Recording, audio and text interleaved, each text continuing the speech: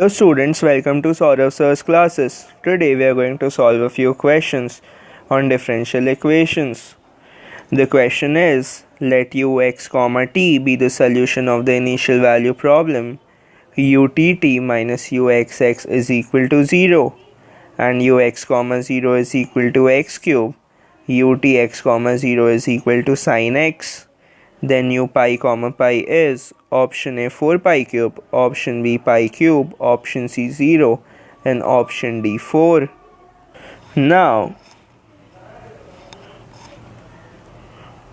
D'Alembert's solution is given by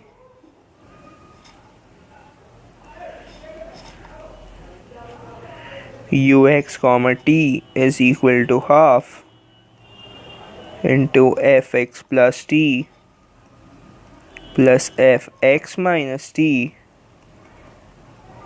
plus half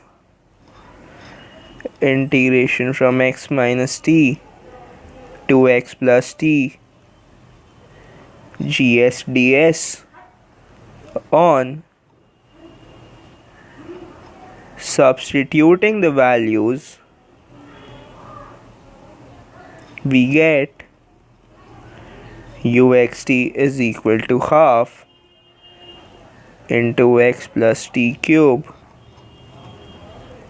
plus x minus t cube plus half integration sin s ds from x minus t to x plus t.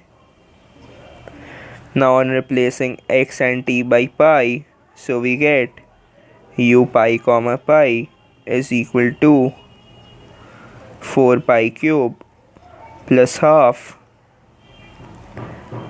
integration sin s ds from 0 to 2 pi, which is equal to 4 pi cube plus half. Now integration of sin s is minus cos s and the limits are from 0 to 2 pi. So now this thing is equal to 0 and we are left with 4 pi cube. Therefore, option A is the correct option. The next question is, consider the second order PD, that is the partial differential equation 8 del 2z by del x2 minus 2 del 2z by del x del y minus 3 del 2z by del y2 is equal to 0.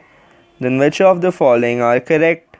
Option A, the equation is elliptic. Option B, the equation is hyperbolic. Option C, the general solution is z is equal to f of y minus x by 2 plus g of y plus 3x by 4 for arbitrary differentiable functions f and g. And option D, the general solution is z is equal to f of y plus x by 2 plus y of g minus 3x by 4 for arbitrary differentiable functions f and g. Now, the given equation is of the form lambda square plus s lambda plus t is equal to 0. Now since s square minus 4rt is equal to 4 plus 96 is equal to 100, which is greater than 0, therefore the equation is hyperbolic. From this we get option B to be correct, and for the solution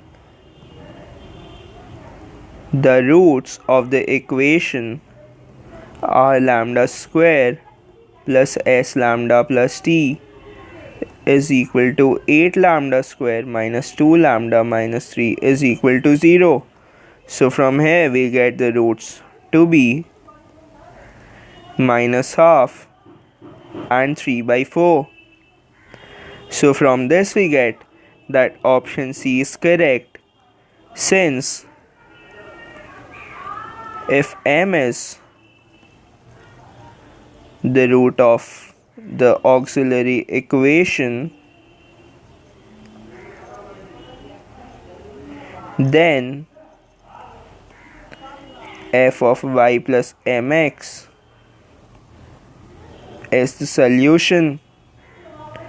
Therefore, option B and option C give us the correct answers.